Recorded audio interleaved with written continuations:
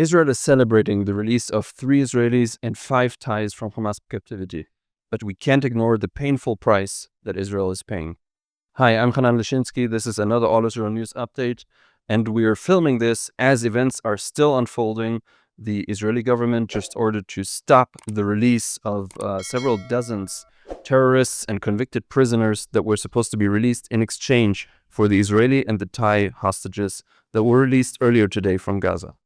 Now, in this update, I want to focus on and really highlight the terrorists that will be released in exchange for the hostages, and really highlight what they did and the degree of how painful this price is that Israeli society is paying for the release of Israeli hostages as well as Thai hostages. But just earlier today, we saw really shocking scenes during the release of the Israeli hostages. There were huge crowds, thousands of Palestinians pressing in, trying to reach the hostages as they were being released. And in response, the Israeli government ordered to halt the release of the Palestinian prisoners until the safe conduct of the next hostages who will be released can be guaranteed. Nevertheless, we'll really go into some of the details regarding all of the release, this whole procedure, this process of the Palestinian prisoners being released. Now, first of all, the Palestinian prisoners are being released according to a key that was negotiated and arranged beforehand.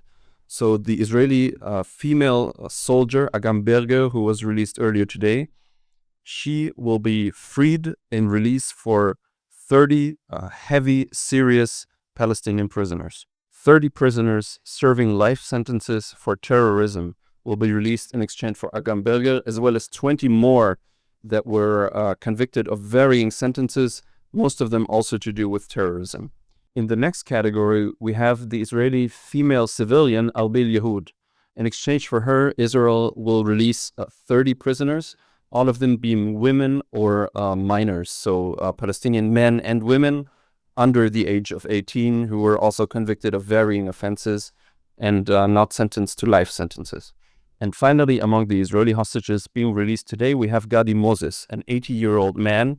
And for him, the corresponding number of Palestinian prisoners being released is 30 again, of whom 3 are serving life sentences. So that is usually the sentence for murder, for killing Israelis as part of a terror attack. And the 27 other prisoners, that will be released are serving varying other sentences. Now, I just want to pause here and note that, of course, this shows the worth that Hamas places on the prisoners. For them, an IDF soldier, even if she is female, is worth more than a civilian. But of course, a civilian man is worth more Palestinian prisoners than a civilian woman. So now let's turn to the Palestinian prisoners, to who these Palestinian prisoners that are set to be released today really are. Now, first of all, it's important to mention that most of the so-called heavy terrorists that are set to be released today include many who were involved in the events of the Second Intifada at the start of the 2000s and were involved in many of these really horrific suicide attacks that blew up buses, that blew up cafes and restaurants across Israel. And this really brings up and forces Israeli society to relive the pain, the trauma, and the fears of those years when, for several years, many Israelis were afraid to take the bus, were afraid to go out into cafes and so on. Since then, the situation has improved very much. Today, here in Israel, nobody really is afraid to go out into the street. But all of these murderers, all of these people who have, some of them, dozens of lives, the blood of dozens of lives on their hand, will be released again. And just another thing to note, it's not my original thought, but I think it really sums up what has happened here. Many of those that are being released today, that are set to be released, were deemed too dangerous to be released in the Gilad Shalit deal back in 2011, when Israel released over 1,000 prisoners in exchange for one soldier who had been kidnapped, Gilad Shalit. And among those 1,000 soldiers was the former leader of Hamas, Yahya Sinwar, and many of his most senior commanders.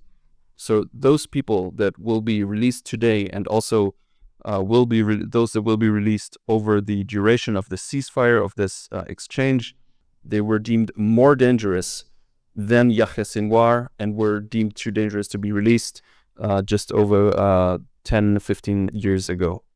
Maybe the most famous or infamous of the terrorists that were set to be released is Zakaria Zbeidi. Now, Zakaria Zbeidi was once called, or his nickname was the icon or the symbol of the Intifada. He was one of the most charismatic leaders during the Second Intifada. He was relatively young at the time, and he was the commander of the town of Jenin for the terror group, the Al-Aqsa Martyrs Brigade, that is affiliated with Fatah, which is part of the Palestinian Authority and is the party of its president, Mahmoud Abbas. So this Zbeidi was, Israel thinks he was responsible for a shooting attack in 2002 that killed 6 Israelis. And in the following years, he spent a lot of time in Israeli prisons, but later was released as part of an amnesty. And for some years, he was active as the leader of a theater group or a kind of cultural center in Jenin before returning to terrorism again. Over the past years, he was rearrested, put in prison again, then broke out of prison actually a couple of years ago, was arrested again.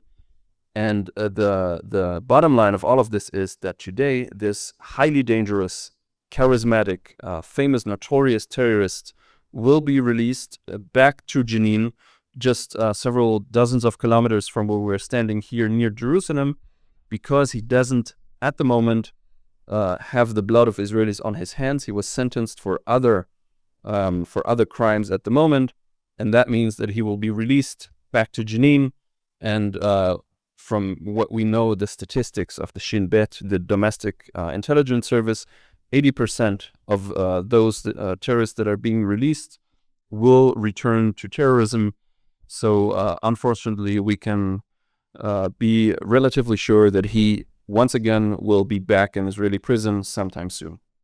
Another terrorist due to be released today is Muhammad Abu Warda. He's a Hamas operative that currently is serving the third longest cumulative sentence among all of the prisoners in Israel. He was sentenced to 48 life sentences for his involvement in 2 horrific attacks. Abu Warda directed a suicide bombing on a bus in Jerusalem, in 1976 that killed 44 people and wounded dozens more, and was again involved in another attack that same year in Ashkelon, where another woman was murdered. So this is, as I mentioned, one of the most serious, one of the most notorious terrorists currently in Israeli prisons, and he was also set to be released today. And finally, another of these notorious murderers is Sami Jaradat, an operative of the Palestinian Islamic Jihad terror group, who was involved in, again, one of the most famous, one of the most horrific attacks of this whole period. One of the suicide attacks that targeted a restaurant, the Maxim restaurant in Haifa, where, again, dozens of people were killed, and he served numerous life sentences, or was supposed to serve them, but was due to be released again today. Now, Abu Warda and Jaradat, contrary to Zbeidi, who I mentioned at the beginning, were due to be deported from Israel. They, because they had the blood of many Israelis on their hands, were due to be deported either to the Gaza Strip or to Egypt, from where they will probably continue on to one of the many countries that offer to receive those terrorists, among them Qatar, Algeria, Egypt, Turkey, and several others. The IDF already announced that it will once again try to prevent the celebratory parades that we saw in the past after these terrorists are being released. They will usually be carried through the streets with huge demonstrations, flags, slogans, chants, and so on. And we can expect in the coming years, once again, that streets and squares in the Palestinian cities will be named in the honor of these murderers. And meanwhile, here in Israel, we once again have mixed feelings. We see the release of the hostages, which of course every Israeli is celebrating. But on the other hand, these terrorists will soon be once again amid our midst here in Israel. Here at All News, we will continue to update. We will continue to cover the developments of the ceasefire, the hostage release, the prisoners' release, and everything else that's going on here in Israel. If you want, you can follow us here on YouTube, leave a like, and follow us on our other social media channels.